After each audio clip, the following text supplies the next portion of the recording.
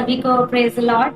आइए हम परमेश्वर पिता का धन्यवाद करें कि हम फिर से एक बार एक साथ पाए गए। आइए हम प्रार्थना करें और आज के विषय को शुरू करें। धन्यवाद सामर्थ्य परमेश्वर पिता, हम आपको धन्यवाद देते हैं हम सभी को इकट्ठा करने के लिए प्रभु, कि शारीरिक रूप से तो प्रभु हम इकट्ठे नहीं है, लेकिन प्रभु आत्मिक रूप से प्रभु इस मोबाइल के माध्यम से प्रभु जी परमेश्वर हम एक है मेरे राजा।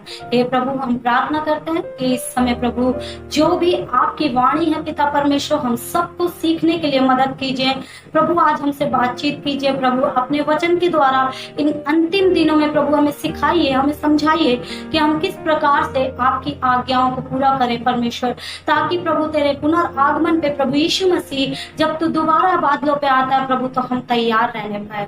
धन्यवाद देते हैं पिता, हमें आशीष कीजिए प्रभु, हमारी समझ को खोल दीजिए, हमारे आत्मिक मन और आत्मिक कानों को खोल दीजिए कि तेरी वाणी को समझने पाए और अपने जीवन को प्रभु तेरी इच्छा के अनुसार बनाने पाए प्रभु। धन्यवाद देते हैं, सारी बातों को तेरे हाथों में सौंपते हैं प्रभु। हमारी बुद्धि और समझ बंद हो जाए परंतु तेरा स्वर्गीय ज्ञान हमें मिलने पाए, तेरा पवित्र आत्मा हमें गाइड करे प्रभु। हर एक वचन से परमेश्वर हमें सिखाइए और समझाइए और मदद कीजिए। पवित्र आत्मा हमारे बीच में आइए और हमारे बीच में डेरा कीजिए और हमें संभालिए और हमें सिखाइए प्रभु। आपकी मदद के बिना हम कुछ भी नहीं कर सकते प्रभु, हमारे जीवन में आइए। धन्यवाद देते सब बातों पे हम आपको अधिकार देते हैं, हम पे नियंत्रण कीजिए और हमारे जीवन से अपनी महिमा कीजिए। धन्यवाद देते हैं, सारा आदर महिमा आपको देते हैं और प्रार्थना हमारे उद्धारकर्ता प्रभु यीशु मसीह के नाम से करते हैं, आमीन। Hallelujah, hallelujah. प्रभु यीशु मसीह के नाम में आप सभी को मैं जय मसीह की बोलती हूँ। आइए हम कुछ वचनों से आज परमेश्वर के जीवित कलाम से हम पढ़े, हम निकालेंगे मत्ती रचित सुसमाचार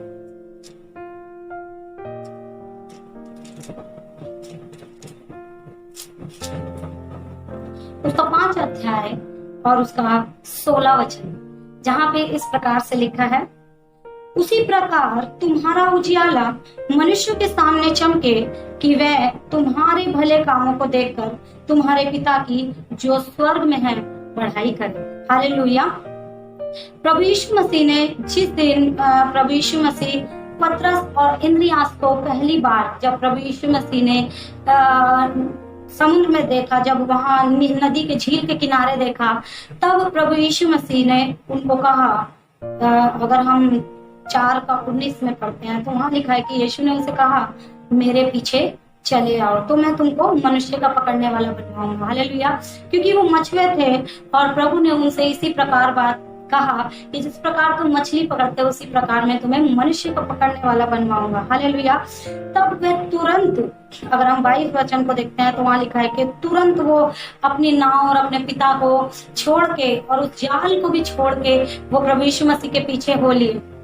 और जब यीशु मसीह ने वहां पे बड़े बड़े चिन्ह और चमत्कार किए, तो हम देखते हैं कि पतरस और इंद्रियास प्रभु यीशु मसीह के पीछे चलने का फैसला करते हैं। हालेलुया। उसके बाद प्रभु यीशु मसीह के चिन्ह और चमत्कारों को देख के वो उससे जानने की इच्छा रखते हैं, वो स्वर्गीय पिता के स्वर्ग के बारे में और उसके राज्य के बारे में जानने की उत्सुकता रखते हैं। और जब प्रभु यीशु मसीह पहाड़ पे चले जाते हैं और वहां पे जब चेले उनके पास आते हैं, तब प्रभु यीशु मसीह अपने मुख को खोल के उन्हें उपदेश देने लगते हैं। और प्रभु यीशु मसीह, जैसे हम आगे पढ़ते हैं, प्रभु यीशु मसीह उन्हें बताते हैं कि किस प्रकार से स्वर्ग का राज्य किसके लिए है। हालेलुया। आगे अपने धन्य वचन में वो कहते हैं, जब उन्हें उपदेश देते हैं कि धन्य है वे जो मन के दीन है। हालेलुया। इस प्रकार से आगे जब हम वचन को पढ़ते हैं तो वहां लिखता है कि धन्य वे जो शोक करते हैं क्योंकि वो शांति पाएंगे, धन्य वे जो नम्र है क्योंकि वो पृथ्वी के अधिकारी होंगे। इस प्रकार से प्रभु यीशु मसीह वहां पे अपने वचनों के द्वारा उन्हें बताते हैं कि किस तरीके का मनुष्य जो है वो स्वर्ग में प्रवेश करने पाएगा और किसके लिए स्वर्ग का राज्य रखा गया। हालेलुया। और तब यीशु मसीह जब ये सारे धन्य वचन उनको बता चुके हैं, तब उसके बाद प्रभु यीशु मसीह उन्हें बताते हैं कि तुम पृथ्वी के नमक। हालेलुया। वो उन्हें बताते हैं कि तुम्हारे पास वो अधिकार है, क्योंकि तुम्हें परमेश्वर ने चुना है, तुम्हें परमेश्वर ने बुलाया है, तुम्हारी बुलाहट परमेश्वर में, और प्रभु ने तुम्हें चुना है कि तुम इस पृथ्वी के नमक बन सको। यानी इस पृथ्वी का जो नमक, जो स्वाद जो बिगड़ गया है, उस स्वाद को तुम बढ़ा सको। हालेलुया। फिर प्रभु यीशु मसीह ने कहा कि तुम जगत की ज्योति हो, यानी कि ये संसार अंधकार में पड़ा हुआ है, जिसके लिए परमेश्वर ने तुम्हें ज्योति बनाया है। हालेलुया। पर फिर आखिरी में बोलता है, प्रभु यीशु मसीह ने हमें वचन में बताया, कुछ उदाहरण लेके बताया कि जैसे लोग दिया जला के दीवट को ऊपर रखते हैं, खाट के नीचे नहीं रखते, वैसे ही तुम्हें भी क्या करना है, अपने भले कामों से अपने पिता की महिमा करना है, अपने पिता की बढ़ाई करवाना है, ताकि लोग, मनुष्य जब तुम्हारे चाल चलन को देखते हैं, जब तुम्हारे जीवन को देखते हैं, जब तुम्हारे व्यवहार को देखते हैं, तब वो जान लेते हैं कि तुम कैसे परमेश्वर के पीछे चलते हो, वो कौन परमेश्वर है और उसका स्वभाव क्या है जो तुम्हारे अंदर आता है। हालेलुया। क्योंकि जिसका राजा जो होता है, उसकी प्रजा उसी प्रकार से जानी जाती है, उनका व्यवहार भी उसी प्रकार से होता है। जिस प्रकार एक न्यू बॉर्न बेबी जब पैदा होता है, तो हम लोग अनुमान लगाते हैं कि उसका चेहरा पिता पे गया है या उसकी माँ पे गया है। हालेलुया। लेकिन जब जैसे जैसे वो बड़ा होता है, तब उसका स्किन जब पक्का हो जाता है, तब हम जान जाते हैं कि वो अपने पिता के जैसा दिखता है या फिर अपनी माता के जैसा दिखता है। हालेलुया। क्योंकि उसके अंदर उसका ही बीज है, क्योंकि उस बच्चे के अंदर उनका अंश है। हालेलुया। तो उसी प्रकार से वो बच्चा जो है, उन्हीं के हाव भाव में, उन्हीं के नेचर में, उन्हीं के शकल और सूरत में बनता जाता है। हालेलुया। उसी प्रकार से जब परमेश्वर पिता हमें बुलाता है, जब वो हमें अपने करीब बुलाता है, तो हमें पे चित्त लगाता है और हमारे जीवन से परमेश्वर कुछ कामों को रखता है। हालेलुया। हम ऐसे ही प्रभु में नहीं आ जाते। पतरस और इंद्रियास ने परमेश्वर के बहुत बड़े बड़े कार्यों को देखा और देखा कि प्रभु यीशु मसीह किस प्रकार से अधिकार के साथ दुष्ट आत्माओं को डांटते थे। प्रभु यीशु मसीह किस प्रकार से बीमारों पे हाथ रखते थे और वो चंगे हो जाते थे। प्रभु यीशु मसीह किस प्रकार से रोगी और बीमारों को ठीक कर देते थे। और ये उनके जीवन का एक अनुभव था, एक गवाही थी, जिसे उनको परमेश्वर में बढ़ने के लिए मदद किया। और उन्होंने जानने के लिए वो उत्सुक हो गए कि आखिर ये परमेश्वर है कौन, आखिर वो स्वर्ग का राज्य क्या है, आखिर ये मनुष्य जो इतने बड़े बड़े चिन्ह और चमत्कार करता है, आखिर ये कहाँ से आया है, आखिर ये कौन है, हम इसे जानना चाहते हैं। हालेलुया।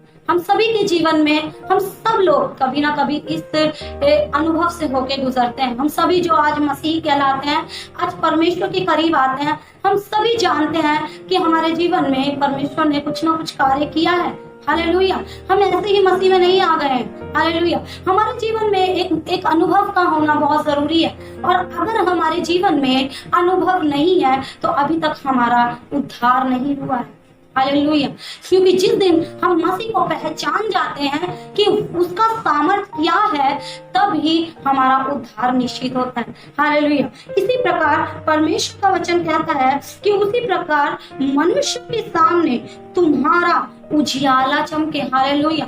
हमारा उजियाला, कैसे हमारा उजियाला जो है वो मनुष्य के सामने चमकेगा। आज हम देखते हैं, अगर हम बाइबल की बात करें, तो बाइबल में ऐसे बहुत सारे उदाहरण हैं जो कि हमें बताते हैं कि उनका उजियाला मनुष्यों के सामने चमका।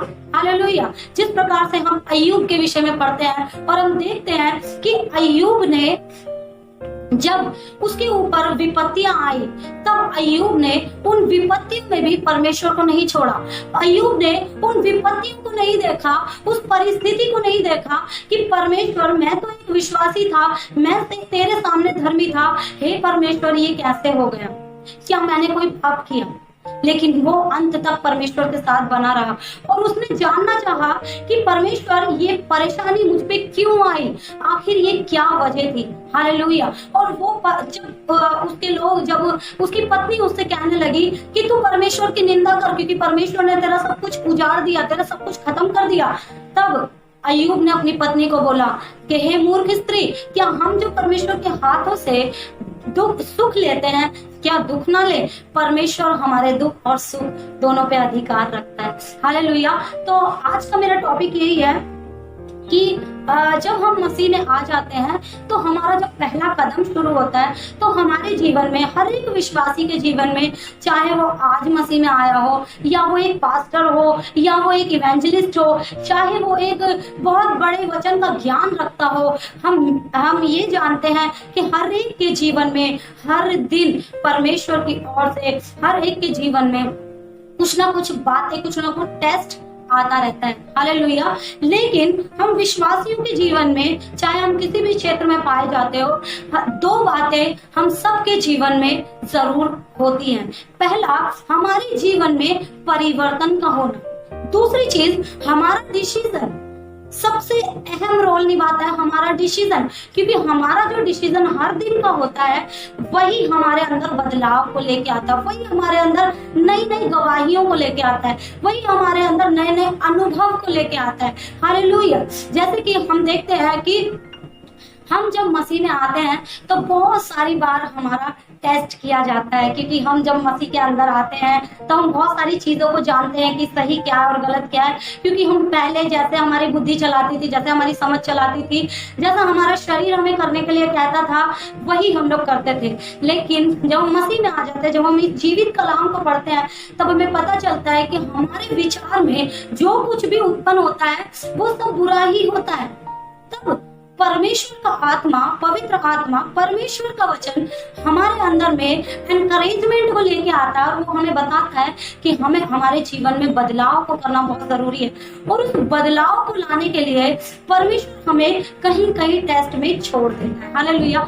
परमेश्वर हमारी परीक्षा नहीं करता, लेकिन परमेश्वर हम जिस परिस्थिति में पड़ते हैं उस परिस्थिति को होने देता है, ताकि हमारा विश्वास जो है वो परखा जाए और उससे धीरज उत्पन्न हो, और ताकि धीरज अपना पूरा काम करे और फिर हम सिद्ध बने। हालेलुया। क्योंकि परमेश्वर का हर एक वचन, हर एक कार्य जो मसीह के जीवन में होता है, जो हर एक विश्वासी के जीवन में होता है, वो भलाई को उत्पन्न करता है, वो उसको सिद्ध बनाता है। हालेलुया। आज हम देखते हैं कि बहुत सारे लोग, जब हम देखते हैं कि आज अंतिम समय आ चुका है, हम देखते हैं कि परमेश्वर ने अपने वचन को सच्चा ठहराया और परमेश्वर ने अपने हर एक वचन को हमारे जीवन में पूरा किया। क्योंकि जिस प्रकार हम वचन को पढ़ते हैं, हम देखते हैं कि भविष्यवाणियां कितनी रीति से, पूरी संपूर्ण रीति से पूरी होती जा रही है। और हम देखते हैं कि इस अंतिम समय में जो लोग कहते थे कि हमारे पास समय नहीं है कि हम बाइबल पढ़ सके, हमारे पास समय नहीं है कि हम परमेश्वर की उपस्थिति में बैठ सके, हम कामों में बहुत बिजी हैं, हमारे बच्चे हैं, हमको काम करना है, बिजनेस बढ़ाना है, हमें अपने घरों को तैयार करना, हमें घर बनाना है, और बहुत सारे हमें काम करना है अपने जीवन में, अपने परिवारों की जिम्मेवारियों को पूरा करना है।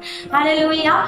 हालेलुया। और बहुत सारे लोग ये बोलते थे कि हमें अपने परिवार के साथ बैठने का मौका नहीं मिलता। परमेश्वर ने उन सब की प्रार्थनाओं को सुन लिया और परमेश्वर ने हमें ये समय दिया कि हम परमेश्वर की उपस्थिति में बैठ सके, और हम सबको मौका दिया था कि कोई ये ना कहने पाए कि परमेश्वर मैं तो अपनी जिम्मेवारियों में फंसा था, परमेश्वर तूने तो मुझे ऐसी जिम्मेवारियां दिया जिसको मुझे पूरा करना जरूरी था, और उसके लिए मैं बहुत बिजी था और मेरे पास समय नहीं था कि मैं तेरे करीब आ सकूं, या मैं तेरे जीवित कलाम को पढ़ सकूं, या मैं उस सच्चाई को जान सकूं जो तूने मेरे लिए रखा है, या मैं उस बुलाहट को समझ सकूं जो तूने मेरे जीवन से रखा है। हालेलुया। कोई भी मनुष्य परमेश्वर के सामने ऐसा नहीं कहने पाएगा जब न्याय का समय आएगा, क्योंकि परमेश्वर ने हर किसी को मौका दिया है। लेकिन आज हम देखते हैं कि हमारे भाई बहन आज अंतिम समय में जब उनको परमेश्वर के साथ समय बिताना चाहिए, हम देखते हैं कि आज बहुत से लोग गेम के आदी हो चुके हैं।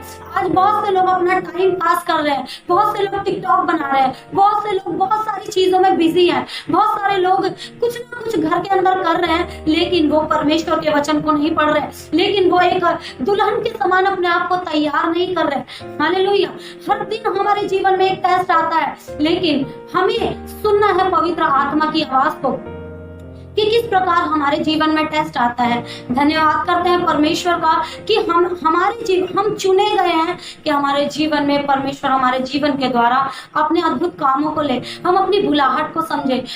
हम ये दिन जो है ये बहुत ही बहुमूल्य है, हम इन अवसर को बहुमूल्य जाने। जिस प्रकार से मैं आपके लिए एक वचन पढ़ना चाहती हूँ, मत्ती रचित सुसमाचार का 24 अध्याय अगर हम देखते हैं तो वहां पे इस प्रकार से लिखा है, मत्ती रचित सुसमाचार उसका 24 अध्याय, अगर हम वहां से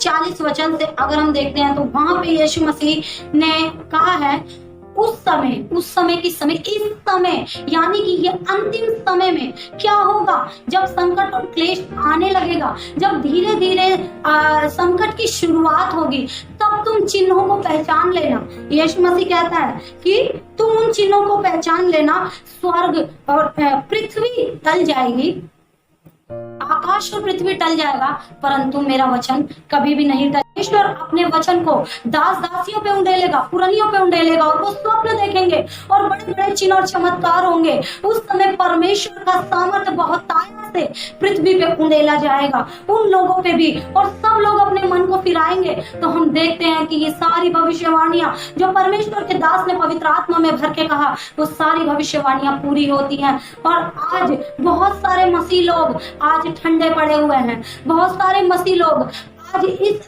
परमेश्वर के इस वचन की गहराई को नहीं समझ पाते हैं। वो हर चीज को शारीरिक रूप से लेते हैं। वो सोच रहे हैं कि अभी समय बहुत दूर है जब यीशु मसीह आएगा, चलो ये काम कर लेते हैं, चलो वो काम कर लेते हैं, चलो हम गेम खेल लेते हैं, टाइम पास करने के लिए हम कुछ ना कुछ कार्य कर लेते हैं। हम परमेश्वर के वचन के अनुसार अपना जीवन बिताते हैं, वो हमारा निर्णय करता है हमारा न्याय करने के लिए। और परमेश्वर का वचन ही, यीशु मसीह का वचन, यीशु मसीह की आज्ञाएं हम कितना फॉलो करते हैं, अपने जीवन से उसको कितना अप्लाई करते हैं। क्या परमेश्वर ने, यीशु मसीह ने बोला तुम्हारा उजियाला मनुष्य के सामने चमके, तो क्या हमारा उजियाला मनुष्य के सामने चमक रहा है, या फिर हम ठंडे पड़ चुके हैं, या फिर हम और अन्य मतलब बाहर गैर विश्वासियों की तरह हमारा भी जीवन उन्हीं के समान अपनी चीजों में और अपने शरीर की इच्छाओं को पूरा करने के लिए बिजी हो चुका है। आइए हम अपने आप को जांचें। ये समय अपने आप को जांचने का, दूसरों को पॉइंट आउट करने का नहीं। ये वचन दूसरों को मारने के लिए नहीं, परंतु मुझे सिद्ध बनाने के लिए है। परंतु ये वचन मुझे सिद्ध करने के लिए, मुझे बदलने के लिए, मेरे जीवन में बदलाव लाने के लिए, मेरे जीवन को उजियाला बनाने के लिए, मुझे ज्योति बनाने के लिए, मुझे जगत का नमक बनाने के लिए। Hallelujah, hallelujah. मैं आपके साथ अपने जीवन की एक गवाही को शेयर करना चाहती हूँ। परमेश्वर ने मेरे जीवन में बहुत अद्भुत रीति से कार्य किए। एक बहुत बड़ी बीमारी के कारण परमेश्वर ने मुझे अपने करीब बुलाया, और जब मैंने परमेश्वर की आवाज को सुन ली, तब मैंने उसको जानने के लिए कोशिश किया कि ये कौन परमेश्वर है जिसने मेरे दुखों को एक प्रार्थना से दूर कर दिया। ये कौन परमेश्वर है जिसकी तरफ मैंने एक कदम बढ़ाया और उसने मेरी तरफ अपने 1000 कदमों को बढ़ा दिया। ये कौन सा परमेश्वर है जिसने सारे डॉक्टर जब मुझे जवाब दे चुके थे, सारे मनुष्य जब मुझे छोड़ चुके थे, जब सबने मुझे त्याग दिया था, ये कौन परमेश्वर है? आखिर ये कौन सा भगवान है? आखिर वो शक्ति क्या है जिसने मुझे बचा लिया, जिसने मुझे नया जीवन दिया, जिसने मुझे नई सृष्टि बनाया? मैं उसको जानने के लिए दीवानी हो गई। मैं उसको जानने के लिए हर दिन सीखने के लिए, उसको जानने के लिए अपने कदमों को बढ़ाने लगी, और मैं उसको ढूंढने लगी, और वो मुझे मिल गया। तब वो मुझसे बात करने लगा। मैंने एक निर्णय लिया। मैंने परमेश्वर से कहा कि हे प्रभु, अगर ये संसार मुझे जला दे, मुझे मार दे, या मेरे को घात करे, कुछ भी करे, चाहे मेरे अपने, चाहे मेरे परिवार मुझे छोड़ दे, तो भी मैं आपका साथ कभी नहीं छोड़ूंगी। प्रभु, चाहे ये दुनिया एक तरफ भी क्यों ना हो जाए, लेकिन मैं आपके साथ हमेशा आपके साइड में, आपके साथ में खड़ी रहूंगी। परमेश्वर, मैं इस बात का निर्णय करती हूँ। और परमेश्वर ने मेरा टेस्ट किया।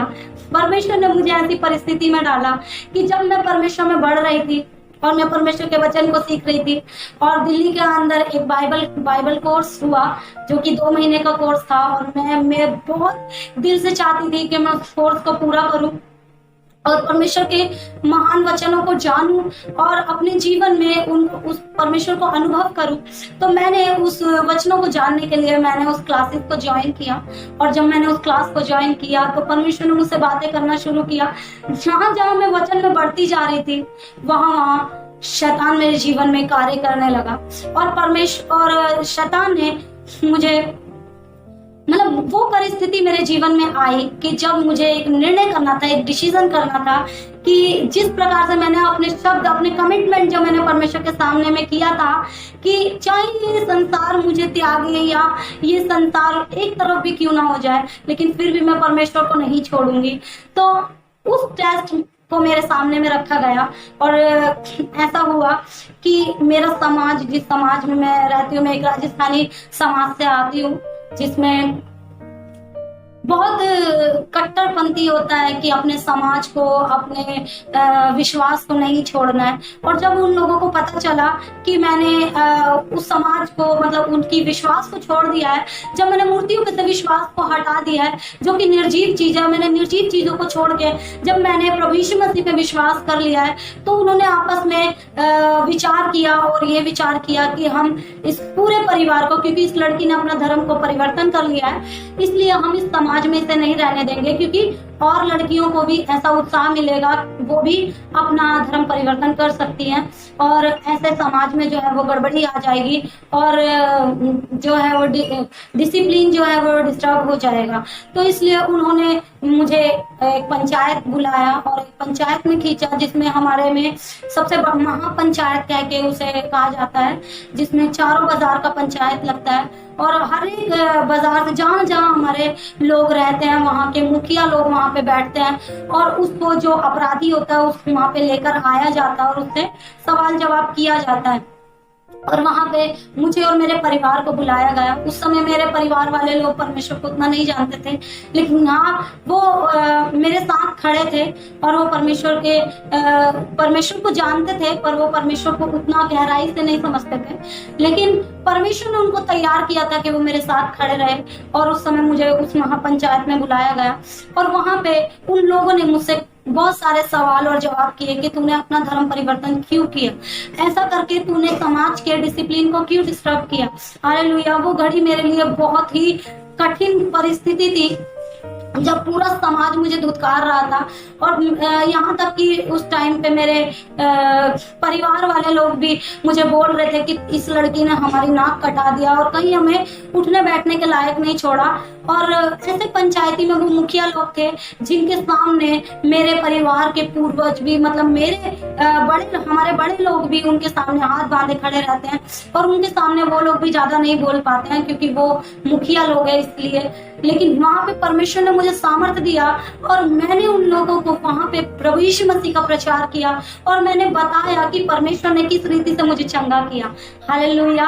और उस समय मैं उनसे बिल्कुल भी नहीं डरी क्योंकि परमेश्वर ने उस डिसीजन में मुझे पवित्र आत्मा दिया, क्योंकि मैंने वो निर्णय लिया था अपने जीवन की हर परिस्थिति में मैं परमेश्वर के साथ खड़ी रहूंगी, चाहे भले ही ये समाज मुझे निकाल दे, बहिष्कार कर दे। उन्होंने बोला कि हम इसका खाना पानी बंद कर देंगे और इसको यहाँ रहने नहीं देंगे, और बहुतों ने बोला कि हम इसके ऊपर तेजाब फेंक देंगे, बहुतों ने बोला कि हम इसको जान से मरवा देंगे, बहुतों ने बोला कि हम इसे जला देंगे। तो बहुत सारे लोगों ने मुझे डराया और धमकाया, लेकिन परमेश्वर के सामर्थ्य ने मुझे पकड़े रहा क्योंकि परमेश्वर मेरे साथ था। उस डिसीजन को पूरा करने के लिए परमेश्वर ने मेरी मदद किया। पवित्र आत्मा ने वहां पे मुझे शब्द दिया और पवित्र आत्मा ने मुझे एनकरेज किया कि मैं क्या बोलूं। जैसा परमेश्वर का वचन बताता है कि जब तुम महासभाओं में सौंपे जाओगे तो तुम उनके मुखों को देख के मत घबराना, क्योंकि वहां पे तुम में से तुम्हारा पिता का आत्मा बोलेगा, क्योंकि बोलने वाले तुम नहीं, तुम्हारे परमेश्वर का आत्मा होगा। तो उसी रीति से परमेश्वर ने उस वचन को मेरे जीवन में पूरा किया और वहां पे परमेश्वर ने मुझे अपने वचन से बोलने के लिए मदद किया और मैंने उनको प्रभु यीशु मसीह के बारे में सारे सुसमाचार को सुनाया। तब उनके पास कोई जवाब नहीं था, क्योंकि वो जानते थे कि ये लड़की कोई गलत काम नहीं कर रही है, ये एक भक्ति कर रही है और जिसको ये मानती है उस पे इसका विश्वास बहुत ही मजबूत है। और परमेश्वर ने उनके मन के अंदर एक भय को डाल दिया और उन्होंने जब मेरे विश्वास को देखा तो उनकी आंखों में आंसू आ गए, और जब उन्होंने मेरे दुख को सुना कि मैं किस परिस्थिति से निकाली गई हूँ, तब उनकी आंखों में आंसू भर गए और उन्होंने मुझे छोड़ दिया और उन्होंने कहा कि नहीं, अगर ये लड़की कभी कुछ गलत करती हुई पकड़ी गई तब हम इसको बहिष्कार कर देंगे, लेकिन अभी उसने ऐसा कोई काम नहीं किया जिसकी वजह से उसको बहिष्कार किया जाए। तो मैं परमेश्वर का धन्यवाद करती हूँ और आप लोगों को मैं उत्साहित करना चाहती हूँ अपनी इस गवाही से कि जब हम सबके जीवन से, सिर्फ एक भारतीय के जीवन से, हम सबके जीवन से, जिसके जीवन में परमेश्वर ने काम किया और जो मसीही कहलाता है, हर किसी के जीवन से परमेश्वर ने एक डिसीजन को परमेश्वर देता है और उस परमेश्वर का उसके जीवन से एक उद्देश्य है, एक योजना है। परमेश्वर चाहता है आज आप परमेश्वर की आवाज को सुने। परमेश्वर आप में से हर एक के जीवन से चाहता है कि आप उसके कार्यों को पूरा करें। ये जरूरी नहीं है कि हर कोई 5,000 या 5 लाख या 5,000 या 5 करोड़ लोगों की आत्माओं को बचाए। हो सकता है किसी के लिए परमेश्वर ने सिर्फ एक आत्मा को रखा है कि वो उसको बचाए। हो सकता है कि कोई 5 आत्माओं को बचाए, हो सकता है कि कोई 20 आत्माओं को बचाए, हो सकता है कि कोई 5,000 आत्माओं को बचाए। लेकिन मैं आपको उत्साहित करना चाहती हूँ कि आप अपने आप को जांचे, अपने उजियाले को पहचाने, अपने अंदर उस अंधकार को दूर करके अपनी ज्योति को चमकाए। शरीर के कामों पे मन ना लगाए, क्योंकि ये समय वो समय नहीं है जब हम अपने शरीर के कामों को पूरा करें। अब हमें आत्मा के अनुसार चलना है, अपने आप को पहचानना है कि हम क्या हैं, हम मसीह में क्यों बुलाए गए हैं। हमारा उजियाला मनुष्य के सामने चमके ताकि वो हमारे परमेश्वर की महिमा करे। और एक चीज आपको और बता देना चाहती हूँ कि जब उन्होंने मुझे छोड़ दिया, जब उन मुखिया लोगों ने, जब उस पंचायत में मुझे छोड़ दिया गया, तब वो लोग ऐसे ही शांत नहीं बैठे। शायद परमेश्वर ने उनके जीवन में कार्य किया। और जब मैं प्रभु में बढ़ने लगी और मैंने उस बाइबल कॉलेज को पूरा किया और वहां पे परमेश्वर ने मुझे प्रथम स्थान दिलवाया और परमेश्वर ने मुझे वहां पे अपनी महिमा को मेरे जीवन में प्रकट किया, तो मैं परमेश्वर का धन्यवाद करती हूँ। उसी समय जब मैं बढ़ रही थी तब परमेश्वर ने उन लोगों के मन से बात किया जिन लोगों ने मुझे उस पंचायत में घसीटा था, जिन लोगों ने मुझे दोष लगाया था। वही लोग एक दिन मुझसे प्रार्थना कराने के लिए आए कि हमने देखा है कि तेरी प्रार्थना में सामर्थ्य है, हमने देखा है कि तेरा परमेश्वर सच्चा है, तू हमारे लिए प्रार्थना कर, क्योंकि हम दुखी हैं, हम परेशान हैं। और परमेश्वर प्रभु यीशु मसीह के नाम में परमेश्वर ने मुझे उत्साहित किया कि मैं उनके लिए प्रार्थना करूं। और जब मैंने उनके लिए प्रार्थना किया तो परमेश्वर का धन्यवाद हो कि वहां से बहुत से लोग प्रभु में आए और परमेश्वर को जानने पाए। आज उनके हाथ में बाइबल है, उनका जीवन जो है, उनका डिसीजन जो है वो निर्णय करता है कि वो मसीह में बने रहेंगे कि नहीं। लेकिन उस समय परमेश्वर ने जो मेरे जीवन से कार्य लिया, मैंने उस कार्य को पूरा किया परमेश्वर की सामर्थ्य के द्वारा।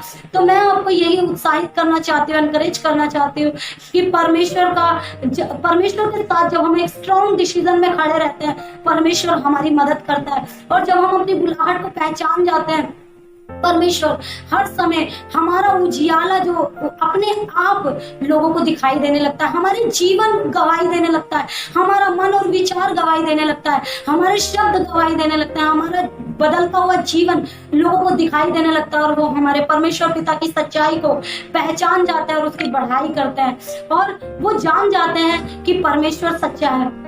तो ऐसे ही हम सबके जीवन से परमेश्वर की महिमा होती है। तो मैं आप लोगों को यही उत्साहित करना चाहती हूँ। आज बहुत सारे लोग अन्य भाषा को प्राप्त करने के बाद भी, पवित्र आत्मा के दान को प्राप्त करने के बाद भी बहुत ही ढीले पड़े हुए हैं, अपने घर के कामों में उलझे हुए हैं। बहुत सारे लोग गेम में उलझे हुए, बहुत सारे लोग टिकटॉक चलाने में उलझे हुए हैं, बहुत सारे लोग बहुत सारी बातों में उलझे हुए हैं। ये शैतान का फैलाया हुआ एक जाल है, क्योंकि शैतान नहीं चाहता कि परमेश्वर का राज्य आए, क्योंकि वो नहीं चाहता कि परमेश्वर का काम इस पृथ्वी पे हो, वो नहीं चाहता कि परमेश्वर के लोग बचाए जाए। तो मैं आपको चेतावनी देती हूँ, मैं आपको ये बात कहती हूँ कि परमेश्वर इन अंतिम दिनों में आपसे बातचीत करता है, परमेश्वर आपको पुकारता है। अपनी बुलाहट को पहचानिए। हर एक मसीही लोग जिसके हाथ में बाइबल है, परमेश्वर ने आपको एक जिम्मेवारी दिया है, अपने ढीले घुटनों को सीधा करे, निर्बलता को परमेश्वर के सामर्थ्य से बढ़ाए,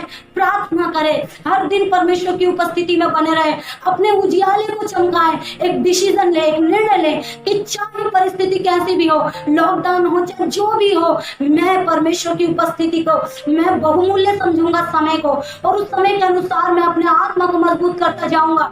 और चाहे जिस भी माध्यम से, फोन के माध्यम से या जैसे भी, मैं परमेश्वर के लोगों को सुसमाचार सुनाऊंगा, मैं परमेश्वर की प्रजा को बचाऊंगा और मैं शैतान के फैलाए हुए जाल में नहीं फंसूंगा। शैतान यही चाहता है कि हमें शरीर की इच्छाओं में फंसा के रखे। शैतान यही चाहता है कि हम इस फोन से सही काम ना करें, पर इस फोन में हम फालतू चीजों में, यूट्यूब में हम फालतू चीजों में, गेम्स में और इन सारी चीजों में हम उलझ के ये टिकटॉक बनाते रहें और अपने आप को प्रदर्शन करते रहें और अपने शरीर को खुश करते रहें और अपनी तारीफें बटोरते रहें और इन्हीं चीजों में हमारा समय जो है वो बर्बाद हो जाए और यीशु मसीह जल्द आ जाए, क्योंकि शैतान जानता है कि यीशु मसीह आने वाला है, इसलिए वो भी तेजी से अपना काम कर रहा है और चुने हुओं को भी भटका दे रहा है और जो लोग मसीह में किसी काम के लिए चुने गए उनको भी गिरा दे रहा है। तो मैं उन सब के लिए वचन को कहना चाहती हूँ कि अपने आप को पहचाने। हे जवानों, अपने जीवन में सब आनंद करो, अपनी मन की इच्छा के अनुसार चलो, लेकिन एक चीज को याद रखो कि परमेश्वर सबका न्याय करेगा। परमेश्वर ये जो विपत्ति के दिन में आपको बचा सकता है, क्योंकि वो समय आएगा जब दो विश्वासी लोग एक जगह पे होंगे और जो तैयार रहेगा वो उठा लिया जाएगा, लेकिन जो तैयार नहीं रहेगा वो छोड़ दिया जाएगा। तो मैं आप लोगों को इन सारी बातों से उत्साहित करना चाहती हूँ। परमेश्वर के बुलाहट को पहचानिए, परमेश्वर की आवाज को पहचानिए, परमेश्वर आपसे क्या बात कर रहा है उस बात को पहचानिए। ये समय वो समय नहीं है जब हम अपने शरीर पे मन लगाएं, क्योंकि अब जो मसीह यीशु में है वो शरीर के अनुसार नहीं परंतु आत्मा के अनुसार चलते हैं। प्रेरितों 8 अध्याय में बताता है कि हे मेरे लोगों, हे भाइयों, आत्मा से शरीर की क्रियाओं को मारो, तभी तुम जीवित रहोगे। अगर शरीर के अनुसार दिन काटोगे तो तुम मरोगे। इसलिए परमेश्वर के उन बातों को पहचाने और अपने लिए पवित्र आत्मा को मांगे और परमेश्वर से कहे कि प्रभु, मैं तेरे लिए निर्णय लेता हूँ कि चाहे कुछ भी हो जाए, संकट, क्लेश, चाहे कुछ भी आ जाए, तो भी कोई भी वस्तु मुझे तेरे प्रेम से दूर नहीं कर सकती, मुझे तेरे प्रेम से अलग नहीं कर सकती, मुझे तेरे उस काम से दूर नहीं कर सकती जो तूने मेरे लिए रखा है। मैं अपनी उस दौड़ को जरूर पूरा करूंगा। परमेश्वर पिता आप सभी को इन सभी वचनों से आशीष दे और परमेश्वर आप सबको उत्साहित करे, आप सबके हृदय से और आत्मा से बात करे और परमेश्वर का प्रेम हमेशा आपके साथ बना रहे और इन अंतिम दिनों में आपका जीवन एक तैयारी का जीवन हो। परमेश्वर का पिता का धन्यवाद हो, पवित्र आत्मा का धन्यवाद हो और प्रभु यीशु मसीह का सामर्थ और अनुग्रह आपके साथ हमेशा हमेशा बना रहे। सभी को जय मसीह।